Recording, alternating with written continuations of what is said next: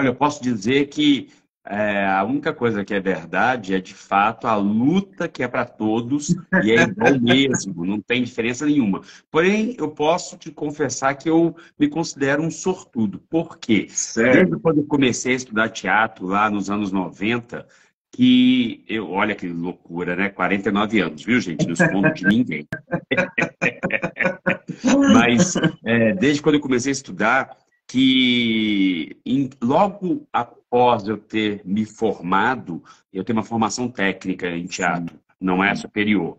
Aham. E, e eu imediatamente já fui convidado para protagonizar um espetáculo. Nessa época, eu morava em Belo Horizonte, onde eu fui criado. Então, apesar de ser um paulistano, nasci em São Paulo, mas fui criado em BH. Então, sou um mineiro de coração. E eu tive a oportunidade imediatamente de protagonizar um espetáculo que era uma adaptação de um texto de Joaquim Manuel de Macedo, com nome original O Primo da Califórnia, e foi adaptado para um texto chamado Casa, Dinheiro e Roupa Lavada.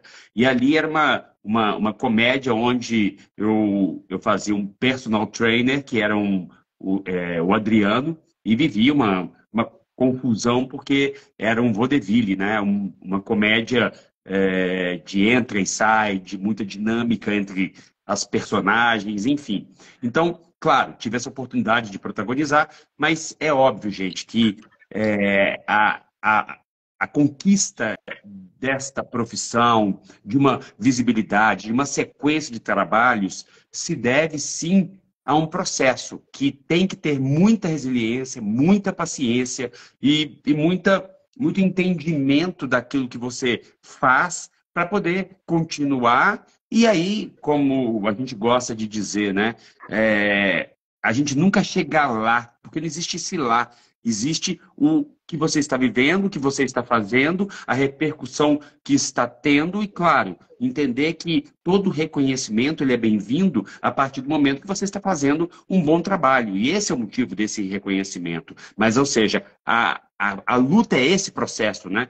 Então, após eu ter protagonizado esse espetáculo, também fiz outros infantis, fiz alguns espetáculos em BH. E aí eu entendi que eu precisava, olha aí o que eu estou dizendo da luta, eu precisava ir para o eixo Rio-São Paulo para poder dar continuidade a essa carreira. Porque em BH, apesar de ser um celeiro de incríveis atores, o mercado é muito pequeno. E se eu ficasse ali, eu entendi que eu ia acabar tendo que fazer milhões de outras coisas para levar a carreira de ator como um hobby. Porque essa que é a verdade. Eu talvez não fosse conseguir viver disso lá. Não estou dizendo que ninguém consiga, mas sim que é difícil. E assim, arriscar, é como se diz, né? Você vai ficar esperando ganhar na Mega Sena ou você vai correr atrás das coisas para poder conseguir trabalhar, viver, pagar conta, enfim, esse combo que a gente tem desse sistema, né? Então, a partir dessa identificação desse rio, desse eixo Rio-São Paulo, eu tinha uma conexão um pouco mais íntima com o Rio de Janeiro, por ter ido lá mais vezes, etc., mesmo tendo nascido em São Paulo, e eu acabei indo para o Rio de Janeiro, e lá tomei o outro baque, que é começar do zero, porque eu entendi que ninguém me conhecia lá. Eu já era conhecido no meio em BH, mas cheguei no Rio e comecei de novo. Então lá fui eu fazer outros cursos para poder me conectar, para conseguir dar continuidade. Então, enfim, a minha história no teatro tem essa sequência de trabalhos em lugares, né, como BH, depois Rio, onde eu precisei, é isso, né? Você vai fazendo e vai se conectando e vai criando oportunidades e vai mostrando que profissional você é, como você trabalha, quem, como ser humano, você é também, porque é fundamental, né? Então, enfim, e assim é a caminhada e até hoje da mesma forma, não mudou nada. Na televisão você estreia há quase 20 anos, né? Foi um processo, como você disse, de perseverança, resiliência, fazendo algumas participações nos principais programas de televisão, principalmente da Rede Globo. Em 2004, Daniel, eu queria que você relembrasse como que foi esse processo de você entrar, principalmente na Rede Globo, fazendo algumas participações. Como que isso se deu? Foi através de testes, através de convite? Você bateu mesmo na porta para entregar currículo, né, pedir alguma oportunidade? Como que é esse processo, no seu caso? Então, de novo, posso te dizer que eu sou muito abençoado, porque, volto a repetir, né? Eu acho que tudo é um resultado de uma continuidade de persistência, né? Enfim, redundante, né? Continuidade e persistência. Na verdade, é uma persistência mesmo. Resiliência. É você, como eu fiz, né? É aceitar mudar de local para conseguir manter aquilo que você quer ou alcançar aquilo que você quer. E na minha ida para o Rio de Janeiro, em sequência, a última resposta que eu estava dando, que eu falei que eu cheguei no Rio, comecei a fazer novos cursos, me conectar, enfim, dessa forma também se deu essa oportunidade. Eu fiquei conhecendo um dos produtores de elenco na época da TV Globo, que viu em mim um perfil, uma possibilidade de uma participação. E por que eu disse que eu sou abençoado? Porque eu fui convidado para fazer essa participação e de cara, numa série de muito sucesso na época, que era a Diarista, né, que tinha como protagonista a Cláudia Rodrigues, e fui colocado... Maravilhosa. E fui colocado em uma cena onde eu só estava contracenando com monstros, que eram Luiz Cardoso, Gira Paz e Diogo Vilela, além de Cláudia Rodrigues. Então, você vê, eu ainda adoro falar que eu tremia igual vara verde, porque... Eu quero te perguntar agora. Não, eu estava... eu ali iniciando, conhecendo, entendendo, aprendendo e envolto a essas figuras simplesmente que para mim são ídolos, né?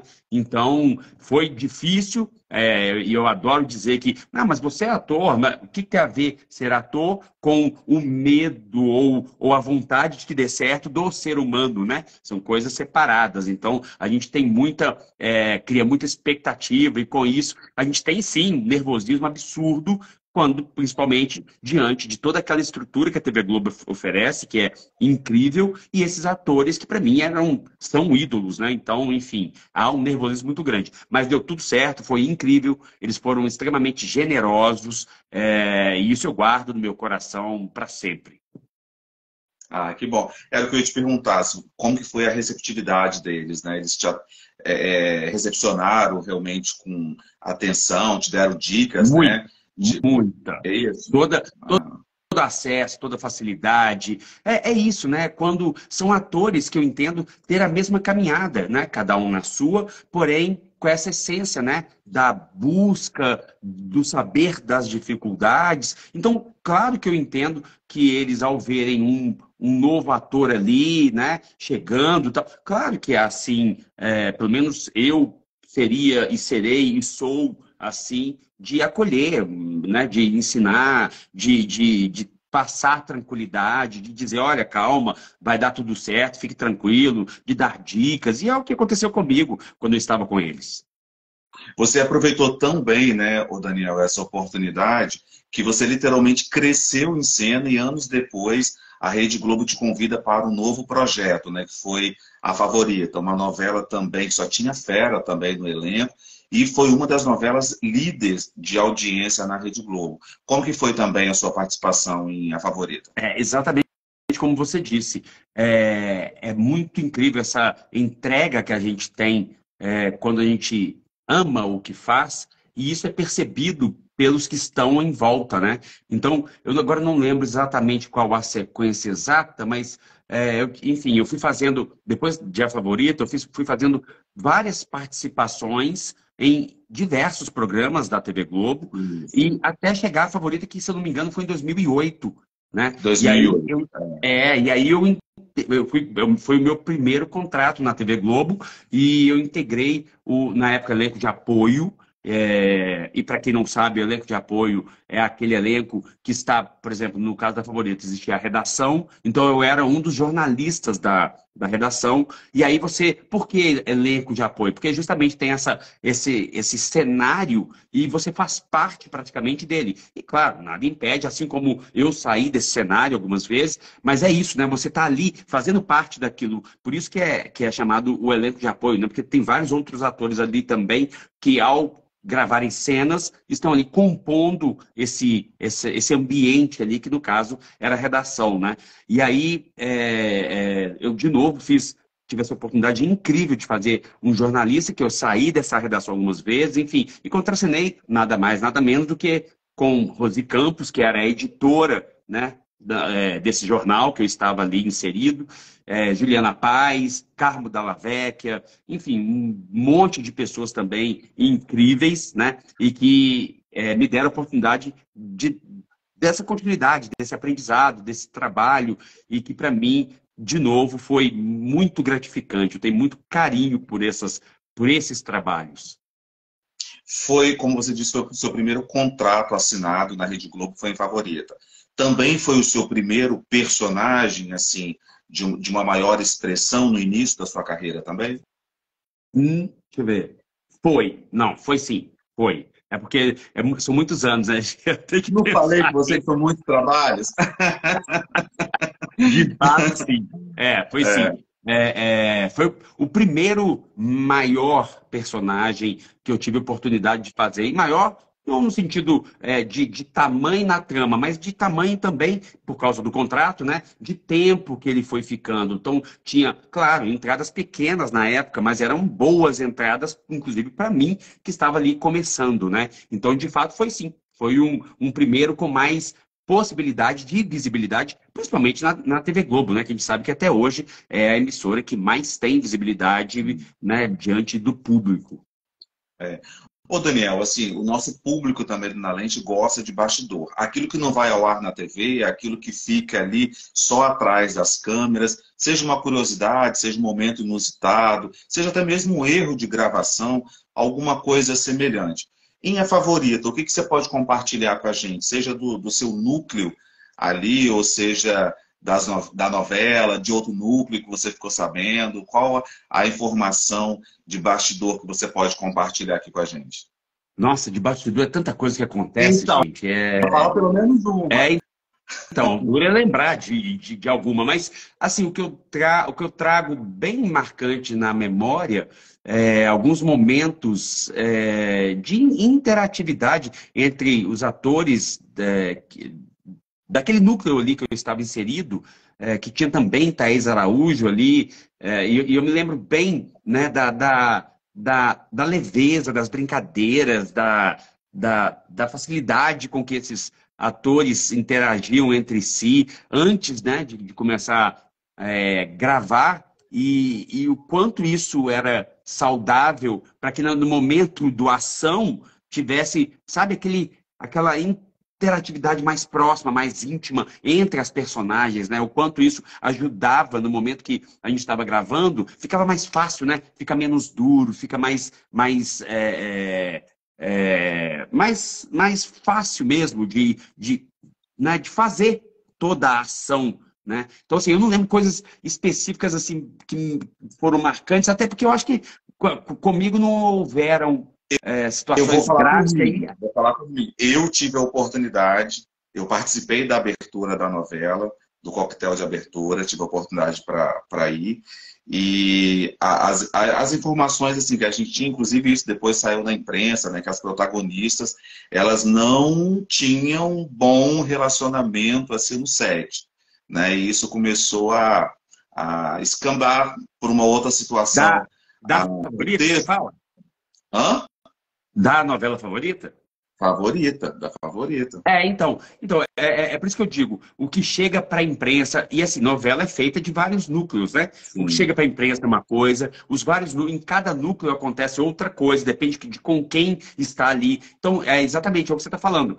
De repente, para a imprensa, para vocês, chega algo de protagonistas, mas que não estavam inseridos ao mesmo tempo no núcleo que eu estava. Então, eu, por exemplo, não tive oportunidade de ver nada, não vi nada relacionado a isso, né? Muito pelo contrário, no que eu estava inserido, era uma delícia de fazer, que era, como eu falei, era Rose Campos, era Juliana Paz, era Carmo Dalla Vecchia, tinha entradas de Thaís Araújo, enfim, eu só vi diversão. Que bom, que bom. Vamos dar um salto, Daniel, de 2008, vamos lá para 2012. Você também entra numa grande produção que eu acho que também foi um divisor de águas na sua carreira e também para um público bem diferente, né? Você se lembra do que você fez em 2012 na televisão? Foi um Ah, divisor de águas na sua carreira? essa é a personagem que, para mim, é a minha consagração para o grande público, que é o famoso pai da Carmen, né? Eu digo que até hoje as pessoas não lembram nem meu nome, nem o nome da personagem, que era Frederico Carrilho, mas lembram do Isso. pai da Carmen com certeza. Até hoje, eu fazendo teatro, eu saio do teatro, tem gente me esperando e diz: ai, meu Deus, você é o pai da Carmen. Então, assim, esse com certeza é o meu trabalho que eu considero ter me jogado, demonstrado para o grande público, né? E assim, foi uma surpresa muito grande, porque trabalhar para um público infanto-juvenil, eu ainda não tinha tido essa experiência. E estava bem apreensivo na época, né? Pensando, meu Deus, o que vai ser, como vai ser. E, de novo, foi uma surpresa maravilhosa, porque eu nunca imaginei que, além das crianças, né, assistirem, elas também levavam os pais para assistir. E aí, esse conjunto, de fato, deu oportunidade desse trabalho ter se espalhado, né, com mais velocidade. Então, eu vi que não só crianças que me conheciam, mas adultos também, né? Então, é muito legal, porque, sabe, eu tinha aquele medo assim, será que por ser um produto infanto-juvenil vai ficar ali só no mundo das crianças, então você nem chega a você? Não, ele chegou muito. Por quê? Justamente porque depois que eu entendi que também, que seja irmão, que seja pai, que seja, enfim, o que for, mas as crianças, quando gostam de algo, elas trazem quem está com elas também. Então, conta para adultos, né? E isso traz toda a diferença, porque ali os adultos têm essa maturidade, entendimento e, né, conseguem falar a respeito e a coisa se espalha, né, de acordo com essas críticas que eles têm, né? Então, que produto legal, que produto didático, que produto importante, né, para a educação das crianças, né? Então, eu lembro que a situação, por exemplo, que o pai da Carmen passava é de uma identificação com o público brasileiro incrível, porque Sim. é a vida do público brasileiro, que é esse público que levanta todo dia cedo, que precisa colocar o pão na mesa e para isso rala muito, né? Não é uma vida nada fácil. Criar, né, ter uma família, né, criar filhos nesse sistema é caro. Então, é um retrato desse público, né, que a gente sabe que tem que sair para garantir né, a criação, o alimento, tentar manter uma felicidade, uma alegria de viver, né? Porque é tudo tão ralado, você tem que rir de si mesmo, rir da vida, para poder ficar leve, né? Porque é tudo muito difícil, né?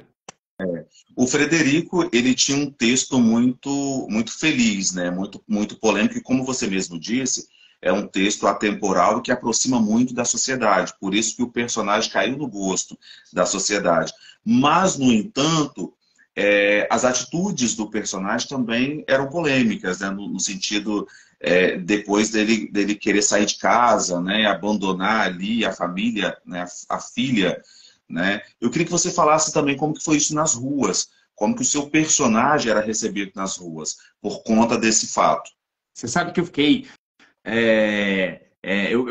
Eu fui abordado algumas vezes para dizer, não, você está muito mal, que dó da Carmen, e etc. Mas, por outro lado, eu achei interessante mostrar esse lado psicológico difícil de um ser humano que, na pele ali do Frederico Carrilho, e não estou dizendo, não existe certo ou errado, tá? Existe um momento de cada um, e por isso que é muito complicado essa coisa de julgar. Mas o que o Frederico Carrilho passava era justamente uma baixa autoestima, não se sentia né, potente, não se sentia provedor, justamente porque não conseguia manter a família. Então a vergonha dele era tão grande que ele tomou essa atitude. E aí, volta a repetir, não digo que foi certo nem que foi errado. Foi a atitude que ele deu conta naquele momento, que foi a de largar a família. Tipo, eu não consigo olhar para minha família porque eu não consigo pôr dinheiro aqui, não consigo sustentar minha família. Então ele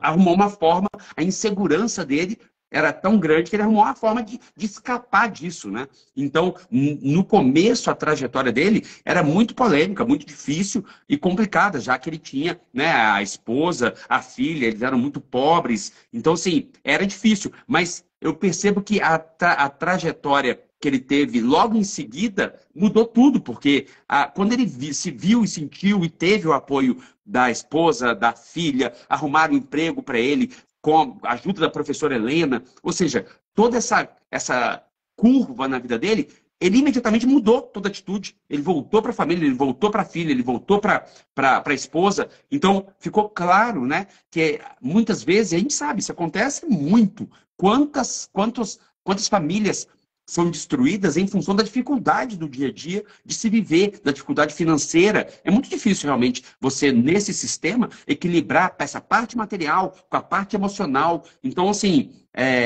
eu acho que essa história dele foi muito importante para mostrar para as pessoas, né? Primeiro, chamar a atenção que para toda escolha há uma renúncia. Então, você precisa escolher, mesmo com toda dificuldade. Vai continuar com a família, ou de repente você realmente não aguenta. E é isso, né, gente?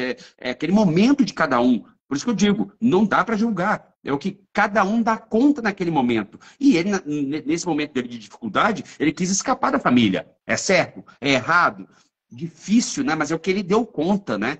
Mas o que importa é que, pelo menos, quando ele teve a oportunidade, ele também se redimiu e voltou a querer cuidar da família e voltou a estar com a família, né? Só para situar as pessoas que estão em casa, né, Daniel? Nós estamos falando do personagem Frederico, ao qual você interpretava o pai da Carme na novela Carrossel, né? Eu tive a oportunidade de entrevistar a personagem Carme, mexicana. Para mim foi uma das melhores e maiores entrevistas que eu fiz. Eu achei que ela foi muito feliz, sabe, na fala da personagem também. Ela falou dos bastidores da novela.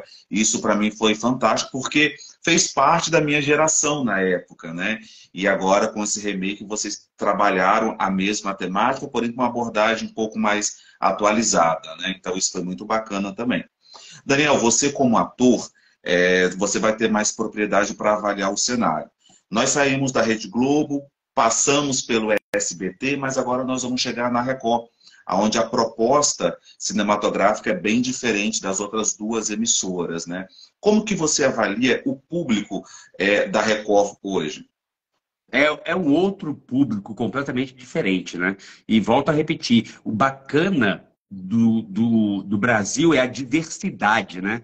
De religião, de cultura, né? De raça. E isso é que eu percebi quando fui fazer os 10 Mandamentos e comecei a ser abordado por pessoas ligadas à religião, por pessoas né, que têm gostos, né, por determinadas culturas. E foi muito incrível também entender como essas pessoas, quando elas têm uma crença, né, como elas participam, como elas acreditam, como aquilo que está sendo mostrado é importante para a vida delas e influencia completamente no comportamento delas. Porque quantas vezes eu fiz nos 10 Mandamentos, eu fiz o oficial egípcio, Panahasi, que é uma personagem que não tem como não ser mencionada quando se fala quando se conta a vida de Moisés, né?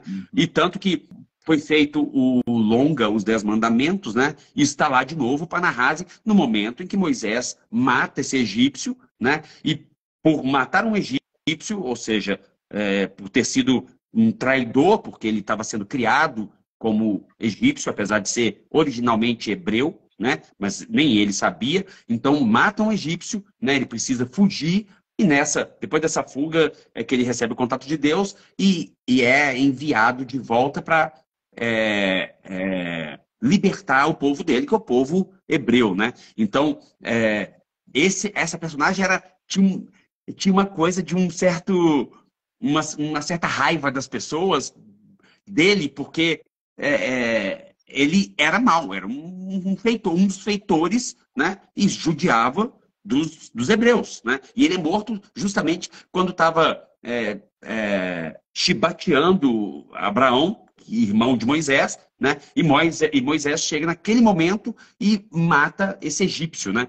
Então, assim, era muito louco como eu recebia também essa abordagem fervorosa dessas pessoas que, de acordo com as suas crenças, né, obviamente vão ter raiva desse egípcio que era um feitor que estava ali né, nessa circunstância, judiando, né, das pessoas ali escravas, né? Enfim, uma situação extremamente complicada. Mas, de novo, enquanto ator, o que importa para nós é isso, né? É saber, notar essa repercussão que está acontecendo, ou seja, o trabalho está bem feito, está bom.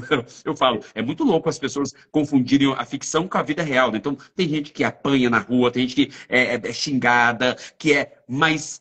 Por outro lado, então, isso é óbvio que é ruim, que as pessoas têm que ter um mínimo de noção. Mas, por outro lado, poxa, eu devo estar fazendo muito bem, né? Porque tem gente me odiando desse jeito, então eu devo estar fazendo muito bem. Ô, Daniel, uma pergunta assim. Eu já conversei com vários atores que fizeram, inclusive, a Record. Eles disseram que também existe uma diferença muito grande entre as produções da Globo, o SBT e a Record. É que na Record a carga horária de trabalho é muito intensa, é muito maior.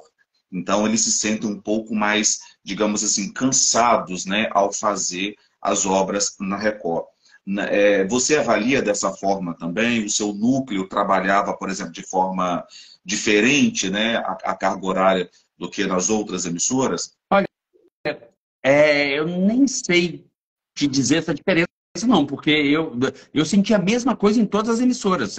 Novela é obra aberta, né? Dependendo da personagem. Então, eu falo até, por exemplo, qualquer protagonista que seja do SBT, da Record, enfim, um protagonista se torna um ator-atleta.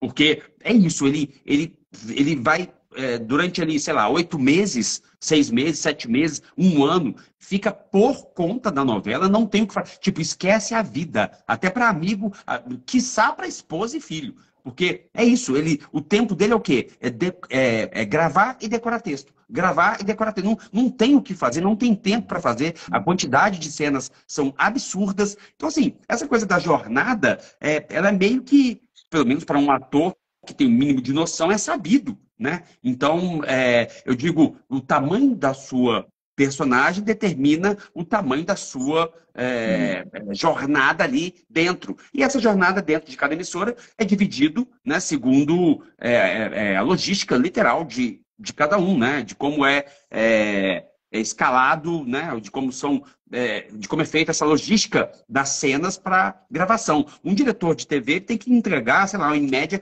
40 cenas num dia. Então, é uma loucura isso.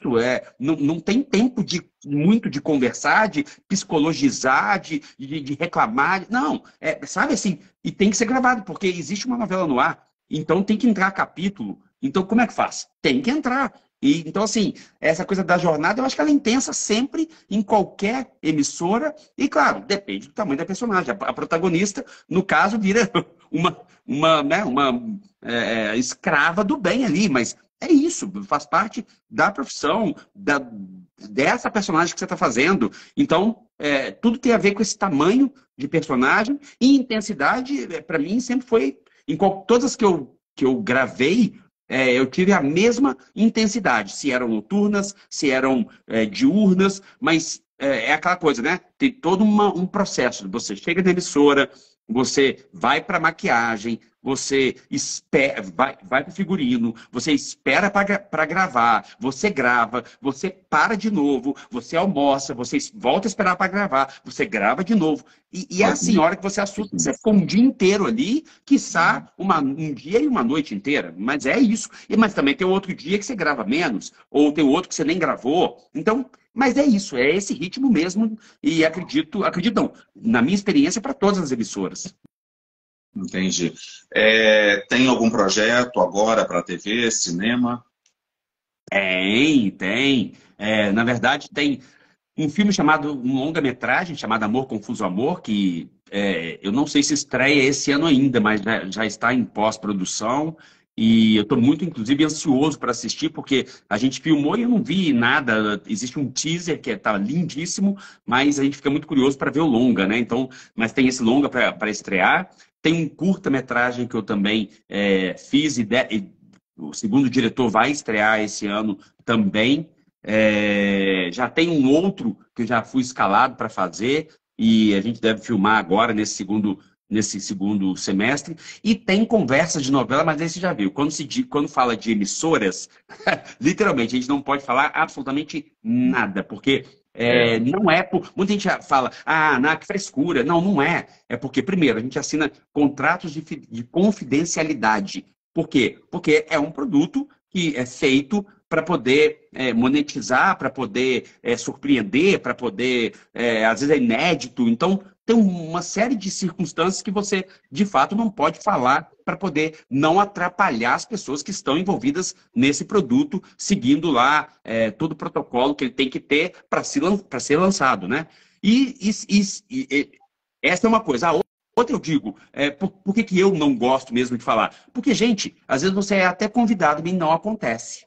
E aí, olha, tem isso. eu vou fazer sim. E aí não faz. E as pessoas esperam e depois não acontece. Exatamente. Então, tudo isso está envolvido nesse meio, né? E às vezes quem não participa não sabe disso. Então, parece frescura? Não é, porque eu não tenho por que falar algo que ainda não está concretizado, entendeu? Então, tem que aguardar mesmo para ver o que vem por aí. Mas eu tenho certeza que vem muita coisa boa por aí. Eu estou percebendo. Você disse que existem convites para novelas, Sim. então é mais de uma emissora, né?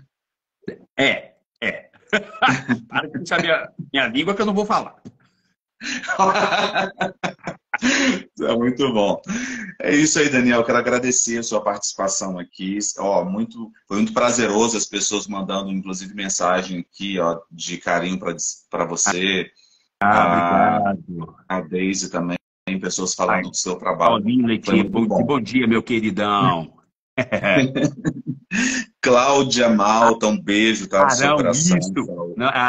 Thaís, né? Falei Arão, gente. Gente, aqui eu tenho vários outros personagens, né, Daniel? A gente passaria a tarde toda aqui falando do seu trabalho, também na TV, no cinema, mas o nosso tempo é curto, vai ficar para uma próxima oportunidade. Obrigado aí, tá, Daniel? Saúde, sucesso para você também, sempre. Tá? Novamente, obrigado a você, Elton, pelo convite, obrigado pelo carinho do espaço, obrigado a todos aí que assistiram, participaram. Agora estou vendo um monte de comentário realmente aí, a gente não consegue nem responder porque a gente está focado aqui, né? Enfim, mas sintam-se beijados e abraçados e agradecidos por terem participado, por estarem aí, né, nesse momento aqui, ao vivo, enfim. Um beijo grande. Ao vivo é gostoso, né? O que não vai ao ar, evidentemente, na TV ao vivo, né? Depois é editado, mas isso aqui é gostoso, essa interatividade, né? O bate-papo com o público também. Isso faz parte também do nosso trabalho. Fundamental. E espero em breve poder contar, sim, ótimas notícias. Estou aqui à disposição, na lente focada em você. Obrigado, meu querido. Um beijo grande. Obrigado pela participação e até o nosso próximo encontro. Beijo. Beijão. Até já.